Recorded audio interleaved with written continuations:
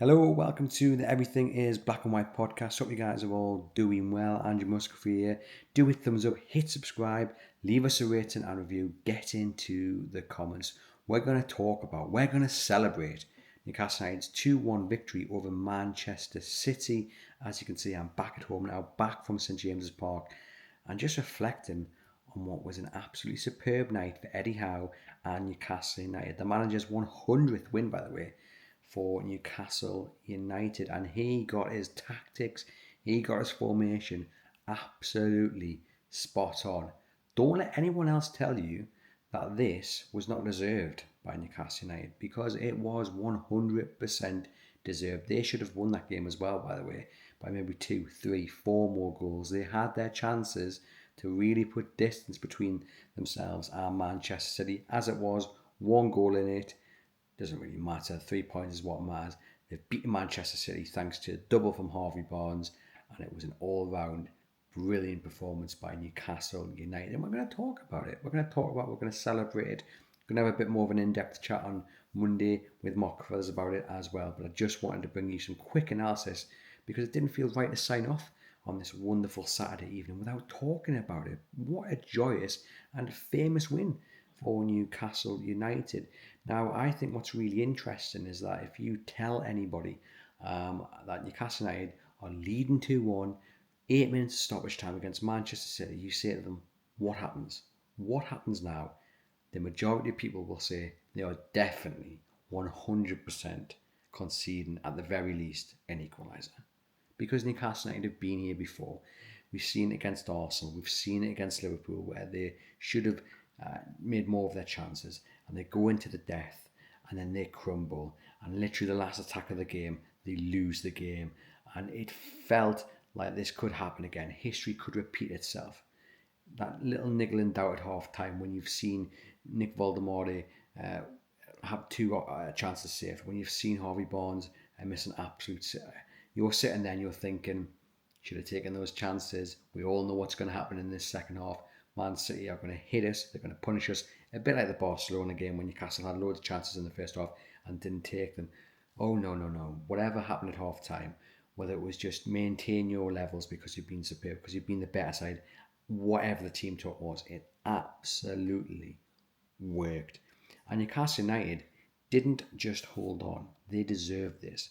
And the narrative potentially from some of the national media might be that Newcastle United were lucky and they held on. But reflecting back on the game, I can't think of too many clear-cut chances that Man City had. Erling Haaland had one that was saved by Nick Pope. Obviously, they've got the goal, but Newcastle United really failed to clear the line, so you could pin that on them. But especially in the last 8 minutes, or that those 8 minutes of additional time, it wasn't like Man City were throwing the kitchen sink at Newcastle United. Yeah, there were a few crosses into the box, but Newcastle dealt with it. They had their own chances to go down the other end and waste a bit of time. Murphy and Bruno and Tonali really good at getting down the other end towards the Gallagher. It wasn't backs to the wall for the last 8 or 10 minutes. It was just dealing with what was in front of you, which certainly wasn't siege mentality, as we saw against Arsenal or Liverpool, where it felt like that goal was going to come. It never felt that way this evening, and that's testament to Newcastle United in the way they controlled the game and the way they ran the game, and they just deserved all 3 points. And when a team has played well against Manchester City, because Pep Guardiola absolutely loses it, and he did so pretty much kind of throughout the game anyway, but at full time he's absolutely on the warpath. Him and Bruno are having a bit of a heated discussion. He's then gone into the referee's dressing room to raise a few decisions that he feels didn't go Manchester City's way. But when Pep Guardiola loses his cool, that's a sign that Newcastle United or a side has played well against Manchester City. You also had Joe Linton having a little bit of a barney with someone at full time. But, you could look throughout that game and you could see Man City, as time went on, they couldn't handle Newcastle United's physicality. They couldn't handle Newcastle United being in their face. That kind of return, kind of, not in its entirety, but we'll say a return of sorts that intensity is our identity. It was there tonight. Very early on, Newcastle United were hustling and they were chasing everything down, and Man City just could not handle it. They didn't have an answer for it. They did not like the midfield battle. They did not like the physicality that Joe Linton brings. Okay, he's not everyone's cup of tea, but he is exactly the player for this game. We said this in the match preview. You play Joe Linton. He's the first name on the team sheet for me against Manchester City, because what he does is he just chases people down. He's that tank, he's that unit in the middle, and he ruffles feathers, and that's what he did today. And they couldn't handle him, they couldn't handle Tonali, they couldn't handle Bruno, who was really pulling the strings, and the energy and the engine of Sandro Tonali. They won that midfield battle hands down, and Man City had no answer for it. And you could see all their stars on the pitch getting really wound up. They just did not like the fact Newcastle United weren't here just to roll over. Newcastle United didn't want to be tickled, not at all. They were here, it was our house, and the message was, you are not leaving with 3 points. And they didn't. Newcastle United claimed them, and deservedly so. You could look across the entirety of the pitch, really, in terms of Newcastle United stars. Malik Chow, fantastic. Fabian Schär returning to the starting 11, given what he had to face, brilliant.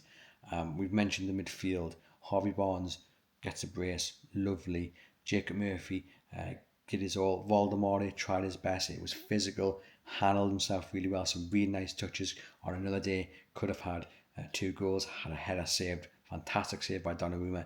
Second effort, probably should do a little bit better, should Nick Voldemort. It's not the greatest of efforts, still a good save. But that's life. Thankfully, it didn't cost Newcastle United. Tino Livramento and Lewis Hall, oh my goodness me. What a difference those two make. I don't know about you, I wasn't expecting Tino to play, to be honest. A little bit shocked when that happened. I was checking the team news. Didn't expect that. I wasn't even hopeful of it, to be quite honest. We all expected Lewis Hall to play. The difference those two made, though, they just make Newcastle United look better offensively, and you can see the confidence of players when they've got the ball to give it to Lewis Hall, to give it to Tino Livramento, because they were capable of doing something. I mean, Lewis Hall was just jumping, or kind of, what's the right word? He was just kind of gliding around players at times. There was a lovely bit of trickery in the first half. Down on the left, he gets through, beautiful. Tino Livramento going forward. They fill the space and the gaps that Newcastle United create through their running and ball play that Trippier and Burn don't. And within the first 10-15 minutes, you could just see Newcastle United look a better side with those two in. Defensively, we know what they've got. They've got pace, really good positional sense. They've just got that energy. They really, really have. But what you need are your fullbacks, especially in this formation and especially in this type of game, to not only go forward, but to make sure you've got the end product. And they did do a really good relationship with both wingers. It was a top performance from Tino Livramento and Lewis Hall, and hopefully they've come through unscathed. Lewis Hall did leave, but it looked like cramp. Did have to go off. It looked like cramp. Haven't heard any updates, but fingers crossed he'll be right for Marseille and so on and so on, because they need games, they need minutes under the belt. The more minutes they get, the better they become, and the better Newcastle United become. And just wonderful, absolutely wonderful by Newcastle United. Really, really was. I want to talk though just about Harvey Barnes for a brief moment, because he missed an absolute sitter in the first half, and I think what you have to consider is how difficult it is for a player to get that chance out of his head, because he should have scored. He should have scored that with his eyes closed. Beautiful ball in by Murphy, and it is basically an open goal, and somehow he's put it wide. Now he has to refocus, he has to put it out of his head and make sure that the next chance he gets, he puts it in the back of the net. Now, I was speaking to an ex-professional tonight, and he said it's quite difficult to do that because you're thinking about it. But I don't know what was said at half time, whether he had Norman on the shoulder, or whether he just, has that kind of mental strength just to do it himself and think, what, we miss. We're professional footballers. We miss. I mean, Martin McDonald has that famous saying where he says, you've got to miss the score in many ways. As long as you're shooting on goal, the goal will come, and 2 goals did. Really good finish for the first one. Comes to one edge of the box, and it's a really neat finish.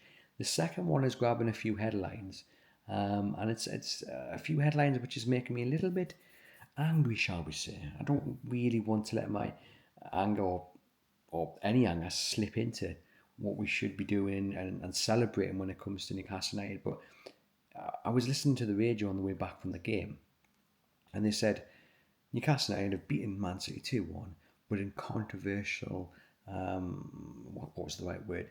It was a controversial win.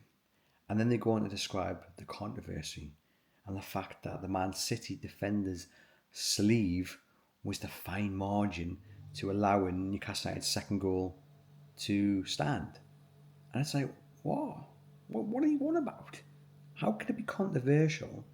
And then you give me the reason to why it's not controversial. I mean, if his sleeve or bicep or whatever it was meant that Bruno Guimaraes was onside, there is no controversy. VAR has done its job. They've looked at it. They've done the stupid little lines and the automated nonsense, and every rule has been followed. It's all legal. There's no conspiracy theory. How can it be controversial? You've literally given me the reason to why it stood. His arm, his bicep, his sleeve, whether it's his toenail or whatever, an earlobe, it doesn't matter, because it means that Bruno Guimaraes was still onside. Absolutely ludicrous, and that will annoy me tomorrow on a bigger scale if this is all about how hard done by Man City were, or VAR's failed them, or Newcastle United, as performances go, especially this season, that was their best performance by a country mile. And it's up there in the list of Eddie Howe's top 10 victories as Newcastle United manager. As I said, 100 victories now. It is up there with one of the best because it's more than just the result. 2-1 against Manchester City. They're in great form. One of the best sides in Europe. Going for the Premier League title. Winner. Okay, brilliant. But it was the performance more than anything. I would have taken a 1-1 draw. I would have taken a 1-0 victory off the backside of Fabian Schär. I don't particularly care how it comes. And then if they had to sit in for 85 minutes after scoring in the first 5 minutes and they still come up with 3 points, I would have taken it. But what we have in front of us was a tactical masterclass by Eddie Howe. He absolutely did a number on Pep Guardiola, and I am all for it. He needed that. He's coming for a little bit of criticism. Always been the man for Newcastle United. Like I said, they've got to make sure they build on it. But hopefully the narrative, especially from a national scale, isn't that, oh, Man City were awful. No. Newcastle United were absolutely brilliant and deserved that victory. It should have been by a more brilliant platform to build on. Let's go to Marseille. Let's pick up a victory and continue this momentum going into 2026. They've shown what they can do now. They've set that bar. Each and every single player that performed there this evening deserves plaudits. And even more so when you consider what Man City were bringing off the bench. Like, the squad talent they have in comparison to Newcastle United is terrifying. Like, it's just unbelievable. Nick Baldomore had to go off because he was knackered, quite clearly, and they have to bring Anthony Elanga on because they don't have a senior striker. Man City, it's not working. Yeah, bring Phil Foden off and bring on a world-class player. Yeah, bring Doku off and bring on Savinho. I think they brought Mamouche on for Foden. That's just unbelievable. And Newcastle United have still gone out and done it despite the lack of squad depth, despite the lack of game changers on the bench. Wow, there's so many reasons why Newcastle United deserve praise. We could go on and on. We will go on a little bit more on the Monday show. Just a brief kind of celebration, a brief reflection. What a night for Newcastle United. What an absolutely fantastic night. Go enjoy it. I'm sure you already are doing. Let me know in the comments your man of the match. I'm going to pick, I thought Malik Chow was brilliant, and he really held Haaland with ease. But you know what? There was something about Bruno's performance tonight. I just felt he was pulling the strings in the centre of the park. That's a big midfield battle to win.